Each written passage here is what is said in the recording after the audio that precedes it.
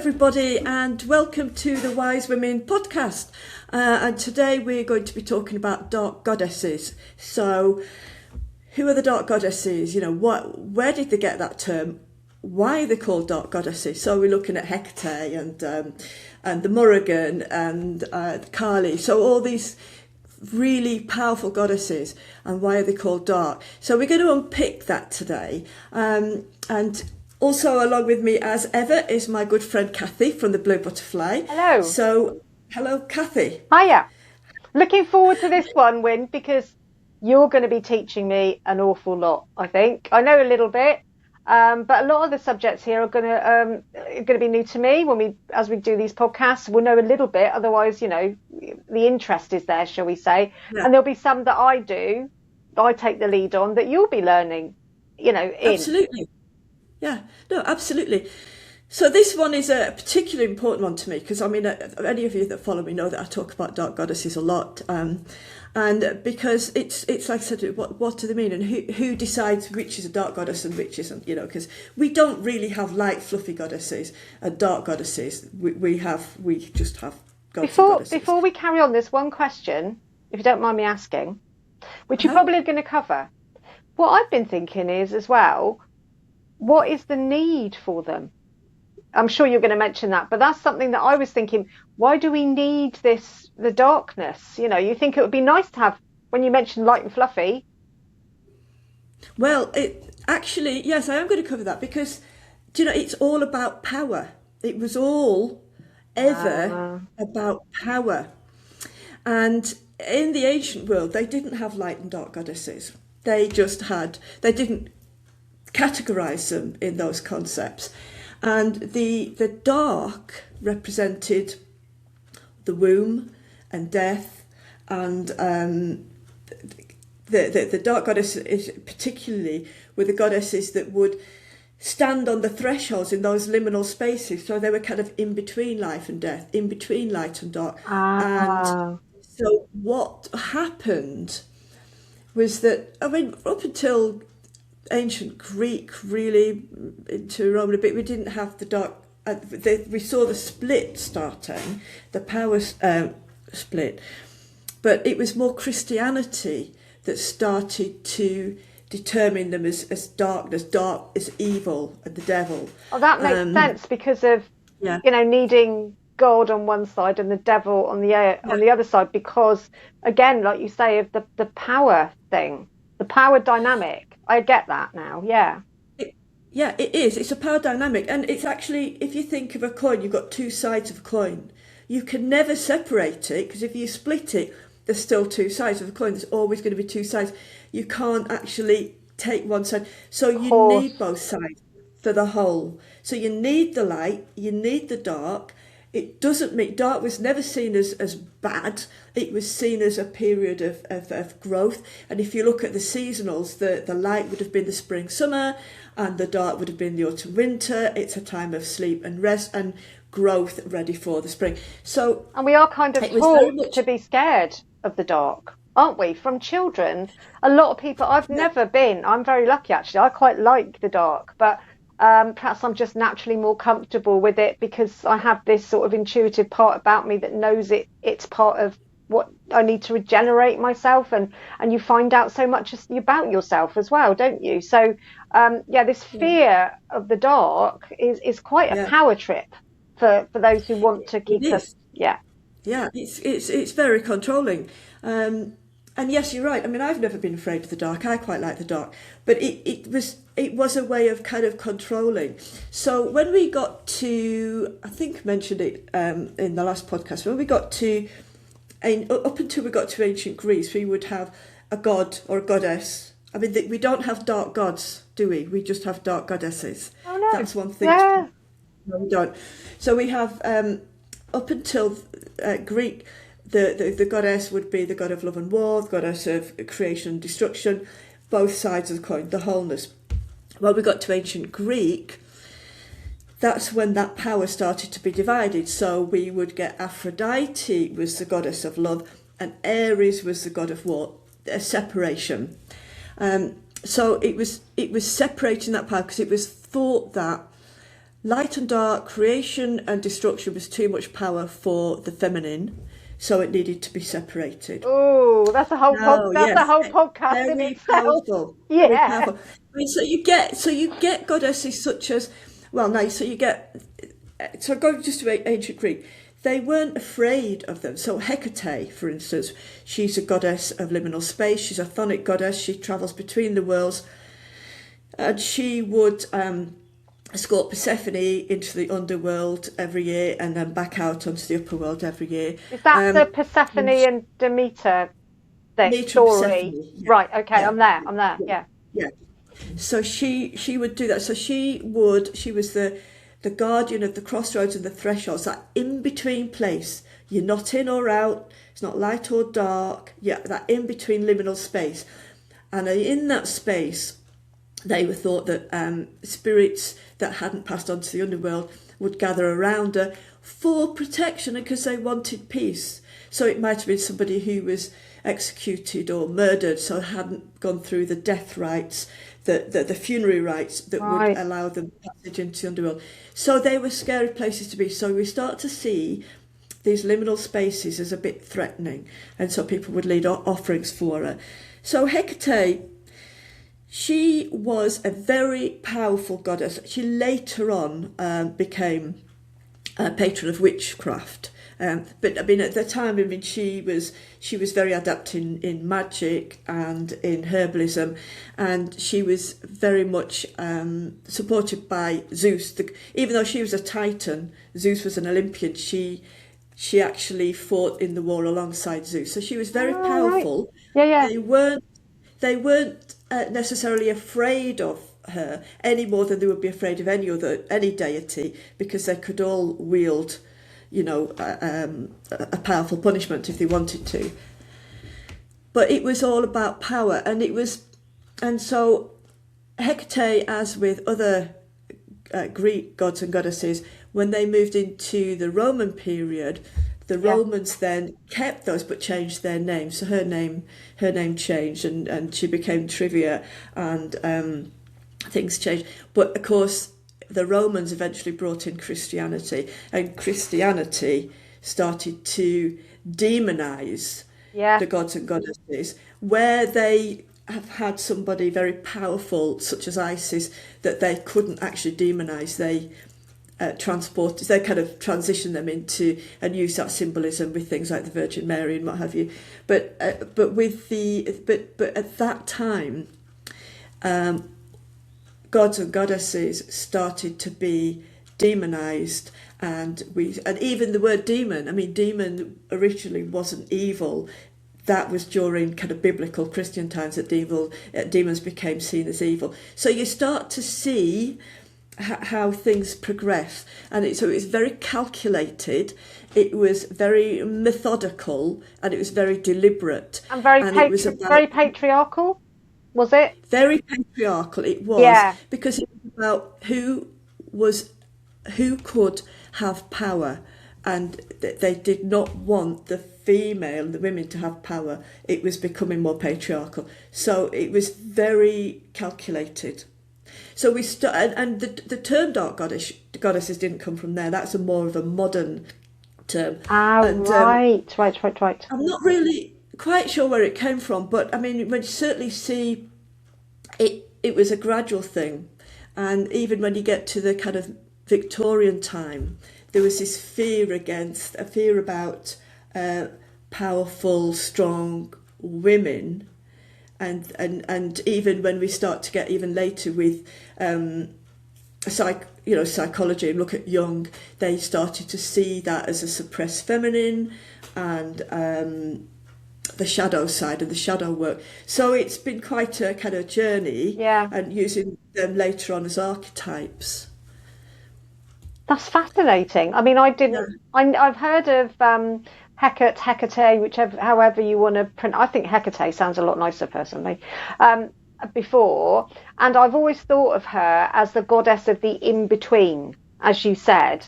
And so, yeah, for me personally, when I'm doing my readings, when she comes up, I immediately get that feeling of somebody's like in a holding space. They're not quite sure yes, which way they're going. They've got to make some kind of decision.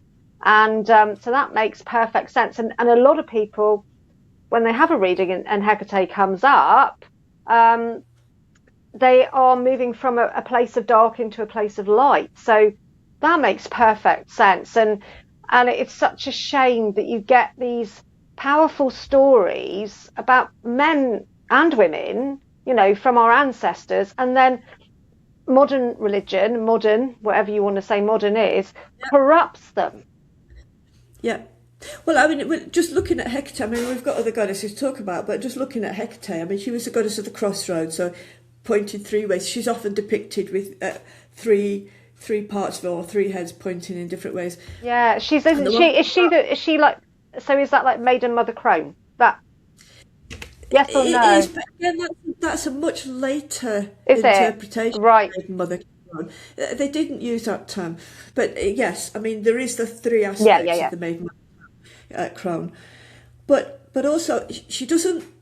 She's not going to tell you where to go, No. and she's depicted with torches. She's not going to tell you where to go, but she's going to lighten the way so you can see where you're going. So the one thing about choosing the crossroads is you can't go back. You've got to choose. You can only go on one way. There is no right or wrong way because you're going to learn Ah, things. Whichever path you of choose, you're course. going to Yeah, experience yeah, yeah, good yeah. and bad, sad and happy. You're going to, but so what she's going to do is you've got to choose, and she will hold the torches to light the way for you. So that is very much her role. So Do she you was know? seen as Talking about crossroads, because we've got a crossroads here at the top of the village, and I love the feel up there. And I was talking to yeah. somebody who knows about this stuff, and you probably know about this stuff, but especially in Cornwall, people that were accused of witchcraft were often buried at crossroads, apparently.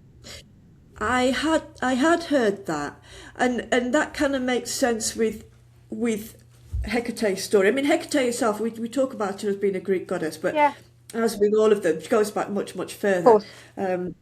I'll maybe do something on that at some point. But yeah, so the crossroads was seen as that liminal space, and people. And that's why I said, often ghosts and spirits were seen as gathering at the crossroads. Yeah. So people were afraid of the crossroads at dusk. There's those. Ah, So they would leave. There's lots of different festivals, and they would leave offerings for Hecate. Hecate's suppers they would leave at the crossroads for her. So well, yes, so that makes sense, and that doesn't surprise me because they are seen as that. Because you're at the crossroads, you're not on any one path. You're in that liminal space about where you're going to go. that's So really, I mean, that's where the yeah. dark goddesses come from. It's not that we have dark gods and dark gods. It's a modern term, but it's definitely about that female power. And Hecate and the Morrigan and the Kali, very, very powerful goddesses. So the Morrigan then, is she Celtic or is she Irish? She's Irish. Right, okay. I mean, yeah, she's Irish, and um, the Morrigan is as a shape. I can't get off of my tough someone else's teeth. La, I la, think la, I'm la. like the shape goddess. um, she will often be seen as a crow or a raven flying over Yeah. the battlefield, and I think that. As with all the dark goddesses, and Morrigan is one in particular, where people are often afraid of associating with her. They're afraid of her because of her reputation. She is a very strong and a very powerful goddess, and she's not one who, like Hecate, she's not one that is going to solve your problems for you Right. if you work with her, but she's going to teach you new ways. So she's not one that's going to go there, everything will be okay. She's more about, like, this is the problem, you've got to deal with it, I can guide you, but I'm not going to do it for you. And what she teaches is strategy. So the Morrigan is about, if this is something's happening, it's not going to change, it's going to happen, you're going to have to deal with it, and I'm not going to do it for you, but you need to find a different way of doing it. It's like Ah, you're banging your head on the wall. If you keep banging your head on the wall and it keeps hurting, do you stop and do something else? I mean, you've got to. So it's about breaking those patterns with the Morrigan. So there's three aspects of the Morrigan also. One is about prophecy, and one is about sovereignty of the land. And hers is very much about the strategic changing, and you can't change what's happening. You can change how you deal with or it. what's happened. And I know the raven is a sign of sort of death and rebirth. And you see these dark, the crow, the raven, all that sort of stuff around her. So it's kind of moving. She's sort of guiding you through those spaces. Yes, yeah, it is. And I think if you go to work with the Morrigan, it's about, in some respects, it can be like a dark night of the soul. Yeah.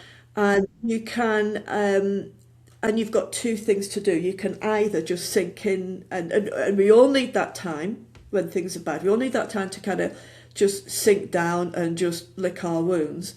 But sometimes you've got process. You've got to process. You've got to get up. So it's no point in saying, he or she has ruined my life. My life will never be the same again. It's that sort of. It's about, okay, can't change it. It's happened. What you can do about it. And she's almost like the very strict parent. Get up, face it, deal with it. If that doesn't work, do something different. So it's that sort of thing. Again, not evil. But when you look at Irish goddesses, for instance, she's seen as a very ferocious, scary character. Bridget, of course, was seen as the opposite. Very generous, kind, or Bridget can be very, very hard as well. Bridget is a hard taskmaster, but she's light, isn't she? She's all about light, and that's why she wasn't demonized, because like Isis, Bridget, she's so well loved and so well worshipped. Very difficult to get rid of her. So Christianise her. She became Saint Bridget, but the stories originally are very similar. And Saint Bridget then was born to a pagan father, but on his deathbed persuaded him to convert to Christianity. So there was very good ways of actually manipulating the story of the goddess to manoeuvre them into Christianity. And it is this sort of fear of the darkness, of everything's got to go along into the light all the time, and you're just going on this track and everything's wonderful, when in real life it isn't. And you learn most of your most important lessons and life-changing experiences come from the darkness, but then you come into light. Like you say, you can't have one without the other. So that the church really has done us all a disservice by demonizing these dark goddesses. Yeah, absolutely. And it is very much about that. It's about, if you can't get rid of somebody or something, you either make them fear it, or you make them ridicule it, or you have to change so that you can manipulate it into being something that so that you bring that change gradually. Do you know what? That's like, it's mirroring in a lot of ways in modern life at the moment, isn't it? But I'm not going to go into that. These are ancient patterns. Make it dark, make it fearsome, and then you divide. And then you get your power over everything. Yeah. And I think in Christianity it was all about going toward the light. And I mean, it's quite interesting, isn't it, that you look at some of these early gods and goddesses, and they're taught to be, it's awful, it's cruel, it's terrible. And then, but what are the symbolisms of Christianity is a man nailed to a cross. Let's have that as the thing to look at in the church. Most horrific suffering in that death. Yeah.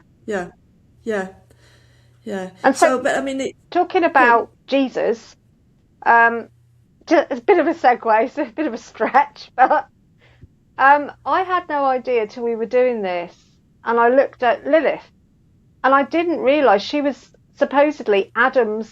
Going back to the Bible, that's my segue. Jesus, Lilith, Adam. is that she was Adam's first wife and he couldn't tame her. Is that right? Well, yes and no. Poor Lilith. Lilith is one of the figures that has kept her name from the very first written records to today. Wow. And maybe the only one, yeah. So, kind of 95% or more of the information you get about Lilith is written post-biblical. And it's like she didn't exist before, but she did, because she goes right back to ancient Sumerian, and she was written in the cuneiform tablets. Oh, now, wow. interestingly, I just have to mention demons here because she's always cast as a demon and not a goddess. But good demons were seen as messengers. Just as I'm talking to you, there's a crow just come and sat on the wall next, watching us. Of course Yeah. there is. Of course there is. So she was always. So demons were seen as messengers of the gods. They weren't evil, they weren't good, they were just ambivalent. So it's like, go and do some harm would be like just saying, go and get a loaf of bread. It's like that. So there's a lot of debate about Lilith because believed her name comes from a wind demon, because Right. Lilitu, but also she's identified as Lilith, and the names are very similar. So there's a lot of debate and disagreement about whether she was a winged demon or whether she was a goddess, because she's actually identified in the cuneiform text as a demon goddess. Now, a demon goddess is different to a demon or a goddess. A demon goddess is just one who does not comply to the expectations of the pantheon. They are independent. So she appears in ancient Sumerian mythology within Inanna, and there's lots of debate and disagreement. I've got my strong opinions about her. I think she's a goddess, but because of some of the customs that happened, which were all very sexual because they were related to the land and they were about fertility. Fertility, of course, the land, yeah. Mm-hmm. Yeah, she became a scapegoat. So as time went on, she started to become demonized, and she was then seen as the first wife of Adam, and she refused to be subordinate. Now this is where this bit's important, because he wouldn't have it, and she wouldn't be subordinate to him. So she called out the ineffable name of God and left the Garden of Eden. That was rewritten about being banished. You only have the name of God if you are pretty powerful, if you are a god or a goddess yourself. You don't have that. Nobody has that. So there's something about that name. Name's very powerful. So she left. So then Eve came along, but then Lilith was demonized, and she was accused of being a baby killer, causing miscarriages. I read some of that, yeah. Yeah, sleeping with men to create demons. She became the mother of demons. So it was all made up stuff, and everything that they could throw at Lilith, they did. And So the funny thing is as well, Adam's next wife, Eve, she didn't do as she was told either, did she? So you know why? Who was the snake? Ooh, Who was the snake? the devil, I was always taught. No, the devil hadn't been created then. It was Lilith. Lilith was... okay. Because the snake is a primordial creature, and the snake was sacred to the goddess. And the goddess, in all the different myths that we're talking about, would appear to mortals in snake form to whisper advice and wisdom. And the snake represented wisdom. And so we're looking about the tree of knowledge, tree of wisdom. So, you've got to kind of dig. Wow, dig in you're digging symbolism. deep. Yeah, I didn't know that, and makes perfect sense. Yeah. I think with Lilith, there's always going to be debate about her. People say, no, she's a demon, no, she's a goddess. But, I researched Lilith a lot. I've gone way back as far as I can, and she's kind of the one that I work with probably the most, Lilith and Inanna, and so I've got a lot of my own beliefs about her. But yeah, so what was... She was a perfect example of what we're talking about. Yeah. To make these goddesses dark, to be afraid of. So if you lose a baby, it was Lilith. if you have if your baby dies, it was Lilith. And they created there's all these little pottery dishes found around house, and inside it is him or a spell spiraling out to trap Lilith from entering the house where a child was being born. Wow. And so there's thousands of them being found. So Lilith, who was not a figure of fear, now becomes a figure of great danger and great fear. And so you start to see that, and she comes at night, so you're afraid of the dark. You can't sound differently at night, and so those sorts of things. Yeah. So it's that demonization. She was demonized, and she was created into something evil and horrific. But if you look at her very earlier stories, she wasn't. But there's not. It's very hard to find a lot of information about her early stories. But you can certainly see how she was a convenient person to cause fear. Any other? I mean, I've learnt a lot about Lilith and Hekate and the Morrigan. So there was another goddess you were talking to me about, and every time I go to pronounce her name, it comes out wrong. Sorry. Ereshkigal. Right. Ereshkigal. Yeah, she was the queen of the underworld. So Inanna was the queen of heaven. Ereshkigal was the queen of the underworld. They were sisters, but you could see them as two parts of the one. So, because it's about the seasons. So Inanna descended into the underworld. Again, we see that as a thing to fear. And Christianity made that a sin. That if you talk about descent stories, that would be a sin. So people were afraid. If you're descending into hell. That's the story. But but it's actually a seasonal story. But the descent for 6 months is the autumn winter period, and the descent is the spring summer. So these stories have got a cosmic order to them, and the ancient cultures also all knew that all these gods and goddesses had a specific function in the cosmic order. The storm god, the sun god, the moon goddess, also. So they had a specific function in the whole thing. When we move on to Christianity, all that kind of goes really, but even the resurrection, because when Inanna descended into the underworld, her sister killed her, hung her on a hook for 3 days before she was rescued and resurrected. Bit harsh. Bit harsh, really, wouldn't it? Your sister, not very nice. But it's about the land going to sleep, and then the following spring. Fast forward to Christianity, and of course Jesus Christ is killed on the cross, buried, and resurrected 3 days later. So it's all the stories are mythic patterns that carry on through. But if you start to go back, to follow the thread back, you start to see where things come from and what they actually meant before. Because if you look at most religions or mythologies at face value today, it can sound very odd. All these animal-headed Egyptian gods and three-headed Greek gods, and you think, what is that about? Doesn't make any sense. You've got to go back to the beginning, and then you realise actually it's a metaphor for of course, cosmic order. And I was going to say as well, it's interesting, isn't it, how the seasons and life and all these gods and goddesses, they're the embodiment of the energies of certain phases in life and experiences that we go through in archetypes. But it all makes sense because it flows and we can relate to it because it's cyclical and it's part of life. But when organised religion turns up, instead of being part of it all, it's a dictatorship. You will go to church. You won't sleep with 100 men.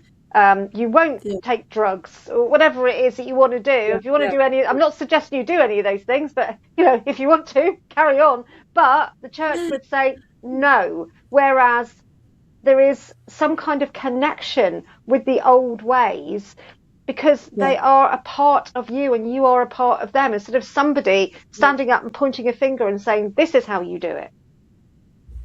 Well, when you look at the fear, I mean, I look at how I was brought up in the church and the church school. Yes. It was very much about fear. If you do this, you'll go to hell. And you tell a 4 or 5 year old that they're going to spend years in purgatory burning themselves. You think of that as a literal fire. There was a lot of fear, and it really because you're told that from birth. Go back 100, 200, 300, 1,000 years, that fear is far more impressive. They didn't have the internet, they didn't have the books. They were told what to do and what to believe. Went to church every Sunday, and you were looked down on if you didn't go to church. And also, the whole thing of the dark goddess and descent and all of that sort of thing. It meant that the old ways, the ancestors' ways, the pagan ways, then became more scary and more other. Absolutely, yeah, absolutely. I mean, if you look at Kali, the Hindu goddess. Oh yes, Kali. I haven't mentioned her. Yeah. I mean, she was a very, and if you look at her through a Western lens, for someone who's maybe not looked into mythology or anything, to see this figure of this black or blue-skinned woman with a skull necklace standing on corpses with blood dripping from her tongue, they're going to think, oh my God, it's the devil, through Western lens, but of course she was a very protective and mother figure to the Hindus. Nurturing sort of energy. Yeah, she represented time, she represented creation through destruction, so she was actually destroying what was harmful, and so she was about transformation. She was a very powerful and a positive goddess, and very much loved. It still is today, actually, because people are seeing her as a way to break through, because she's about breaking through the illusion. Yes. Breaking through the illusion and seeing what's there. So, but again, she's classed as a dark goddess. But then those that want to be in power, those that want to have agency over everybody, they don't want you to see through the illusion, do they? No, they don't. No, they don't. So, I mean, I think that's the thing with all these dark goddesses. So we fear, if we fear something, we avoid it or we suppress it. Yeah. And that has been an issue, particularly with Lilith, because Lilith represents everything that we suppress, because sexuality became sinful, became shameful, and all of that shame and evil and everything was put onto Lilith, and she became, which is why I think she's never changed her name, because she's been used as that scapegoat right the way through. Do you know, it was in the 70s, a group of Jewish women in America who were feminists and said, look, we've had enough of this. We've had enough of this. Some of the stories about Lilith are clearly satirical and are ridiculous, and we want the truth telling. So they held her up as a beacon of equality, and they set up these Lilith festivals for feminism and equality, and they had a journal called Lilith. And so Lilith has gone from being a demon goddess to being an evil baby-killing demon to a symbol of equality, and she's still held up there. So she's gone through that whole gambit of everything. And I think that is something that kind of helps you to put it into perspective, really. Yeah, it's like, because, certain names stick with it. I know this is going off a little bit, but like Jezebel, I think Jezebel is a beautiful name, but because in the Bible she's described as a harlot and all these sort of things, these nasty connotations, then immediately when you think about that name, you think about that. And the same with Lilith, there's a dark connotation, but it's actually a beautiful name. And you said about the suppression of sexuality, and I think as well, that was another way of controlling people, wasn't it? It's the most natural urge in the world. And again, men were allowed to do it with as many people as they wanted, basically, and it was a big man thing. But for women, it was wrong. And like they were like the dark energy of sexuality, weren't they? Yeah. Well, I mentioned earlier that Lilith and other demons, actually, Lilith, other demon goddesses, were accused of venturing into the homes of men at night. But they mean men that slept alone, that weren't married, and would steal their seed. What that really meant was the men were having a wet dream, and when they woke up, they blamed Lilith. Okay. Yeah. In the Jewish religion, then they had to go through the whole ritual cleansing, because Yeah. they couldn't go and do anything religious because they were unclean, and it was because of Lilith. So What a mess, isn't it? When you think about it, what a tangle, what a tangle of I know. nonsense, a lot of it. And they are actually just really beautiful stories, and wonderful female energies that have so much to teach us. Absolutely, yeah. So I think, certainly we're coming to the end now, but so dark goddesses, it's anything to do with independence and sexuality and birth and womb and death, anything of those, all of these things are really natural things that happen, and they're normal, and they're two sides of the coin, like life and death, light and dark. You can't have one without the other. But we have to be taught to fear it. So constantly we get taught to fear death, taught to fear childbirth because of the pain, and blamed on Eve because it's Eve's fault that all women now suffer because she sinned. So there's that fear of even childbirth because of Eve, and order and chaos. We need both. And sin. I mean, who decided what sin was? That's a whole other podcast. But absolutely. This has been absolutely fascinating for me, because when I've learned an awful lot, and I'm sure everybody that's been watching and listening has learned a lot about these dark goddesses as well, and also why we need them still, and why we are drawn to them, because it's the most natural thing in the world, and it's great that people like us are bringing them back into the light where they deserve to be. Yeah. So thank you so much. Oh, you're very welcome. Very welcome. I'm glad you enjoyed it. And any questions from anybody out there, then just contact us on either on here or on our Facebook pages. And also, if they, any other particular specific goddess myths, anything to do with old religions and Christianity or anything like that, we are happy to delve and dig into myths and legends connected with those things, aren't we, for any future episodes? We've got a big list, but we're happy to add to it. And talking about future episodes, our next one I'm quite excited about, because I'm a big history geek, Win, and I love medieval and Tudor history. I kind of dip in and out of both of those as kind of my favourites, really. And Win has a lot of information about witchcraft and where that name came from, and what witchcraft sort of sprang from magic, shall we say, and got this certain term, and then it had different connotations, etc., etc. But I think that it's really interesting to look at witches, people accused of that kind of thing over the centuries. And I've noticed when I've been doing my research about history subjects that I'm interested in, there's not an awful lot about royal witches, or those who are royal witches accused of witchcraft, very often for other people's ends, those that are in power, they want to discredit them or get rid of them, etc.